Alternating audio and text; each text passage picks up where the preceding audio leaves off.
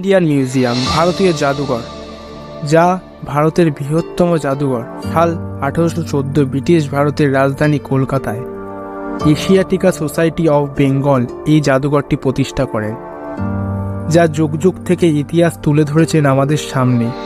সেই ইতিহাসে কিছু অজানা জিনিস আজ আমি তোমাদের সামনে তুলে ধরতে চলেছি। গুড মর্নিং এভরিওয়ান, আজকে যাচ্ছি কলকাতা এক্সপ্লোর করতে, কিছু ঐতিহাসিক জিনিস দেখতে। এইমাত্র নামলাম বাসের থেকে, এখন গুগল ম্যাপ দেখা হচ্ছে কোথায় যাওয়া হবে, রাস্তা চেনে না। Indian museum. এখন আমরা বাজারের মধ্যে দিয়ে অগ্রসর করছি।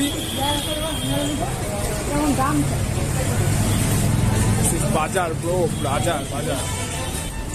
গুগল ম্যাপ আমাদের বাজারের রাস্তা দেখিয়েছে গাইস, বাজার দিয়ে যাচ্ছি। এদের দেখো বাবা, রাজার দল, এক একটা রাজার দল, দেখো রাজাগুলো বসে আছে। হ্যালো স্যার, হ্যালো স্যার, কিছু বলবেন? সো আমাদের চা চলে এসে, সকালবেলার চা একটা একটা করে সবাই তুলে নাও। আর এই যে প্যাটিস, চা দিয়ে প্যাটিস খাবে। আর তোমাদের বলা হয়নি, আমাদের পুরো ফ্যামিলি এসছে আজকে। কোথায় কোথায় এসছি আমরা? Indian museum. ব্যাস, চলো চাটা খেয়ে নেওয়া যাক আগে।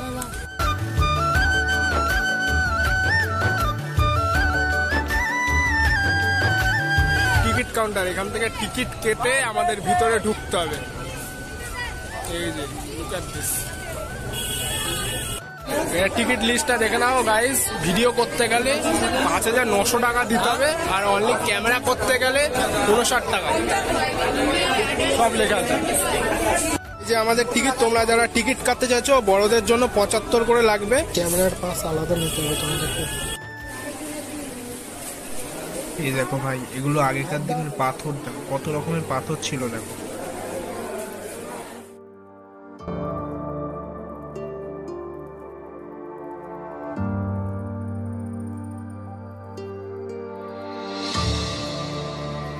এটা ব্যাক সাইডের বাগান, যেটা দেখতে পাচ্ছ।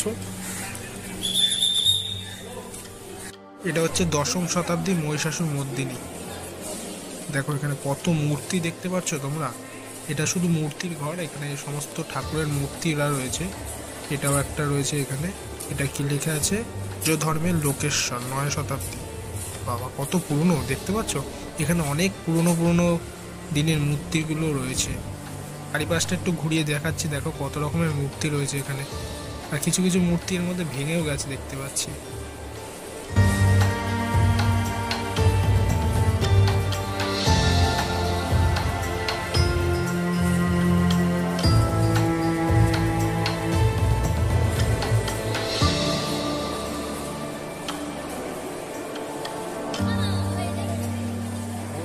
এগুলো মাছ, এগুলো কত ধরনের কি মাছ ছিল সমুদ্রের মধ্যে, সেই সমস্ত কিছু এখানে দেখানো হচ্ছে।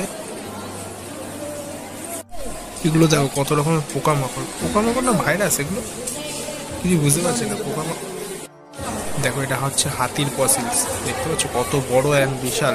আর এগুলো দেখতে পাচ্ছ, এগুলো যেগুলো এই প্রাণীগুলো লুপ্ত হয়ে গেছে এখন, এগুলো দেখা যায় না, সেগুলো সাজিয়ে রেখেছে।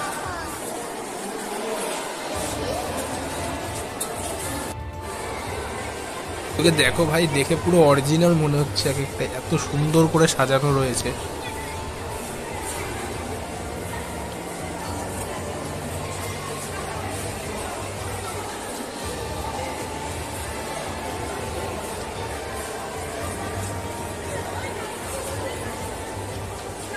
দুপুরের লাঞ্চ হচ্ছে লুচি আর এদিকে সুজি, আর লুচি সুজি খাবো। দাদা এখন চাউমিন বানাচ্ছে আমাদের জন্য, চাউমিন খাবো দুপুরে। গাইস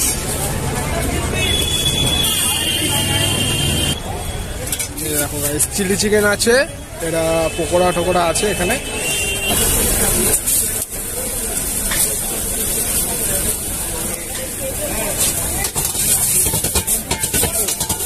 স্পিড দেখো গাইস, এরকম স্পিডে রেডি হয় চাউমিন।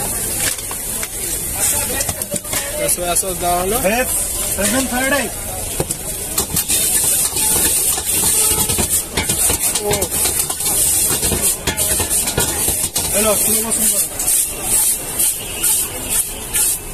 দেখো গাইস,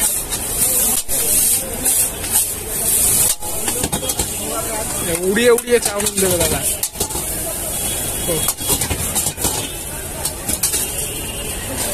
দেখছো রেডি হয়ে গেল, 5 মিনিটেরও কাজ না, 2 মিনিটে চাউমিন রেডি।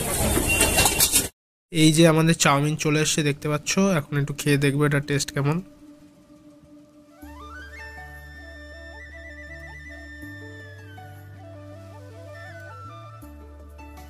দাদার দোকান, নিচে কন্ট্যাক্ট নাম্বার দেওয়া আছে, দেখতে পারো। এখান থেকে তোমরা এসে চাউমিন ফাস্টফুড অনেক কিছু খেতে পারবে। খুব সুন্দর একটা রেডি করে দাদা, দেখলাম যে। আর স্পিডটা তো তোমরা দেখেছো ভিডিওতে। হেঁটে হেঁটে কলকাতার রাস্তায় চলাটা মজাটাই কিন্তু আলাদা গাইস।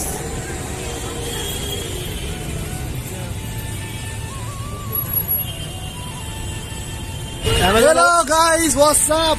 আমরা এতক্ষণ কুকুরের মতন রাস্তার মধ্যে হেঁটেছি, এখন আমরা পৌঁছে যাচ্ছি কোথায়? বিড়লা প্ল্যানেরিয়াম। তো লেটস গো। আমার মুখটাই কেটে দিচ্ছে, কি অবস্থা ভাই? অ্যামাজন অভিযান, অ্যামাজন অভিযান।